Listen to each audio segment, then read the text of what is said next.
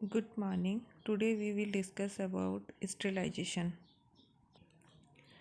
Sterilisation है वो एक प्रोसेस है जिसके थ्रू आर्टिकल्स को लिविंग माइक्रोब्स जैसे बैक्टीरिया, फंजाई और उनके स्पॉर्स और वायरसेस हैं उनकी आल फॉर्म से फ्री किया जाता है।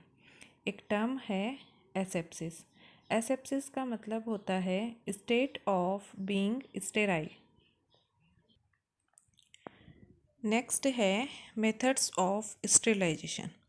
स्टेरिलाइजेशन है इसके 3 मेथड्स होते हैं। फर्स्ट है हीट स्टेरिलाइजेशन, सेकंड है केमिकल स्टेरिलाइजेशन एंड थर्ड है रेडिएशन स्टेरिलाइजेशन। फर्स्ट है हीट स्टेरिलाइजेशन, जिसको फर्दर क्लासीफाई कर सकते हैं dry heat sterilization and moist heat sterilization. Dry heat sterilization है उसमें flaming and hot air oven आता है। मॉइस्ट हीट स्टेरिलाइजेशन है उसको बॉइलिंग एंड ऑटोक्लेव से किया जाता है। नेक्स्ट है केमिकल स्टेरिलाइजेशन, जिसमें फर्स्ट है स्टेरिलाइजेशन ऑफ सर्जिकल इंस्ट्रूमेंट्स जैसे glutaraldehyde, formaldehyde, Savlon, ethyl alcohol and ethylene oxide etcetera. Second है स्टेरिलाइजेशन ऑफ एनवायरनमेंट, जिसे फ्यूमिगेशन से करते हैं। थर्ड है स्टेरिलाइजेशन ऑफ हैंड्स, जैसे chlorhexidine, 70% ethyl alcohol, isopropyl alcohol use किया जाता है। नेक्स्ट है रेडिएशन स्टेरिलाइजेशन, जिसमें gamma rays and UV rays का यूज़ किया जाता है। फर्स्ट मेथड है हीट स्टेरिलाइजेशन। हीट स्टेरिलाइजेशन है वो oldest and most widely used process है।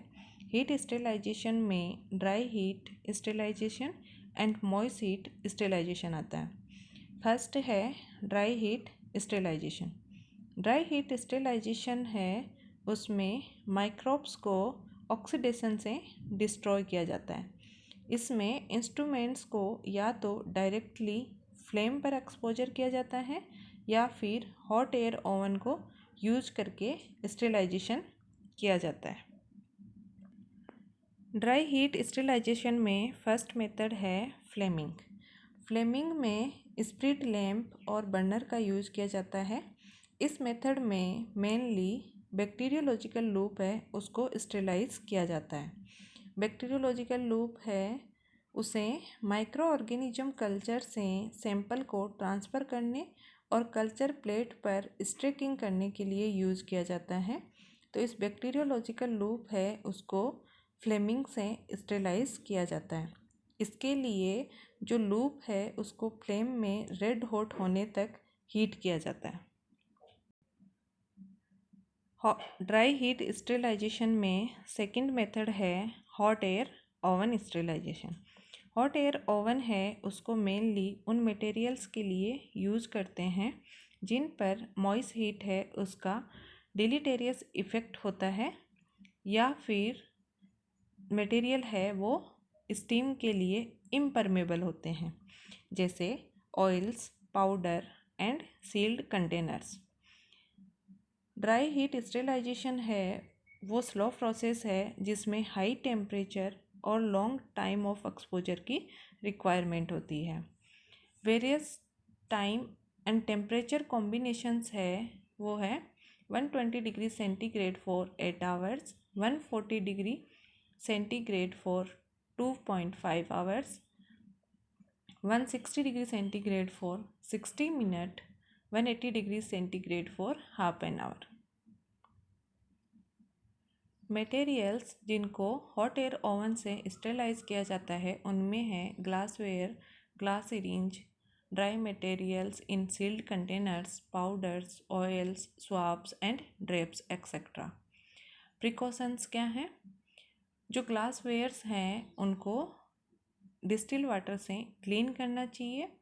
हॉट एयर ओवन में रखने से पहले ग्लास आइटम्स हैं उन्हें ड्राई करना चाहिए, अदरवाइज़ ब्रेक होने के चांसेस रहते हैं। हॉट एयर ओवन है उसकी वाल से जो आइटम्स हैं वो टच नहीं करने चाहिए। स्टेलाइजेशन के बाद हॉट एयर ओवन है उसकी डोर है वो इमीडिएटली ओपन नहीं करनी चाहिए, क्योंकि इसकी वजह से भी ग्लासवेयर से वो ब्रेक होने के चांसेस रहते हैं। पेट्री डिशेस हैं उनको हॉट एयर ओवन में रखने से पहले प्रॉपरली पेपर में रैप्ड करना चाहिए। सिरिंज है उसमें बैरल और पिस्टन है उसको सेपरेट करके स्टेलाइजेशन किया जाता है। नेक्स्ट मेथड है हीट स्टेलाइजेशन में मॉइस हीट स्टेलाइजेशन। मॉइस हीट है इसकी पेनिट्रेशन पावर है वो ज़्यादा होती है, इसलिए ये मोर इफ़ेक्टिव होता है देन ड्राई हीट। इसमें कंपैरेटिवली हॉट एयर ओवन से लोअर टेम्परेचर और लेजर टाइम रिक्वायर्ड होता है। यदि मटेरियल पर माइक्रोब्स एंड स्पोर्स के नंबर हाई हैं तो उसके स्टेलाइजेशन में ज़्यादा टाइम लगता है, इसलिए आर्टिकल्स को स्टेलाइज करने से पहले क्लीन करना चाहिए। मॉइस हीट स्टेलाइजेशन है उसमें बॉइलिंग एंड ऑटोक्लेव से स्टेलाइज किया जाता है। मॉइस हीट स्टेलाइजेशन में फर्स्ट मेथड है बॉइलिंग। बॉइलिंग में इंस्ट्रूमेंट्स को 100 डिग्री सेंटीग्रेड बॉइलिंग वाटर में 10 to 15 मिनट तक स्टेलाइज किया जाता है। वाटर में बॉईल करने पर इंस्ट्रूमेंट्स है उसमें रस्टिंग होने और इंस्ट्रूमेंट के ब्लंट होने के चांसेस रहते हैं, तो इसे प्रिवेंट करने के लिए 2% सोडियम कार्बोनेट यूज़ किया जाता है। डिसएडवांटेज, बॉइलिंग से स्पोर्स को किल करने के लिए ज़्यादा टाइम एक्सपोजर की ज़रूरत होती है। जहाँ पर स्ट्रिक्ट एसेप्सिस की रिक्वायरमेंट होती है वहाँ पर बॉइलिंग है वो रिलायबल नहीं है। स्पंज है उन्हें बॉइलिंग से स्टेलाइज नहीं कर सकते। नेक्स्ट है ऑटोक्लेव। मॉइस हीट को अंडर प्रेशर यूज़ किया जाता है। ऑटोक्लेव में सबसे पहले लेवल तक वाटर को फिल किया जाता है, उसके बाद जो इंस्ट्रूमेंट्स हैं उनको प्रॉपर पैकिंग करने के बाद ऑटोक्लेव में रखा जाता है। ऑटोक्लेव को क्लोज करके इलेक्ट्रिसिटी से हीट किया जाता है और जो लीड है उसको टाइटली क्लोज कर दिया जाता है। वाटर बॉइलिंग से स्टीम बनता है जिससे प्रेशर जनरेट होता है। ऑटोक्लेव में 121 degree centigrade under 15 LB pressure for 15 to 30 minute तक स्टेलाइज किया जाता है। डिपेंड करता है कि कंटामिनेशन कितना है। शार्प इंस्ट्रूमेंट्स जैसे scissors, needles and other surgical instruments को स्टेलाइज्ड ऑटोक्लेव से किया जा सकता है विदाउट उनकी लाइफ को रिड्यूस किए, एक्सेप्ट जो शार्प स्काल्पल ब्लेड है। नेक्स्ट है precautions. Effective sterilization by autoclaving के लिए proper loading and correct packing of instruments है वो कंपलसरी है। ऑटोक्लेव है वो टाइटली पैक्ड जो आइटम्स हैं उनमें इनइफेक्टिव हो जाता है, क्योंकि सारे आइटम्स को स्टीम है वो पेनिट्रेट नहीं कर पाती।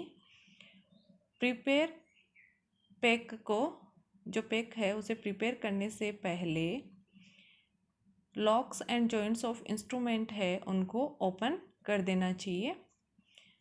जो ऑटोक्लेव पैक है उसको double layer of muslin cloth में रैप्ड करके यदि आप ओपन सेल्फ्स है उनमें भी रखते हो तो वो 3 वीक्स तक इफ़ेक्टिव स्टेलाइज्ड रहता है, और उसे यदि क्लोज्ड कैबिनेट में रखा जाता है तो वो 7 वीक तक स्टेलाइज्ड रहता है।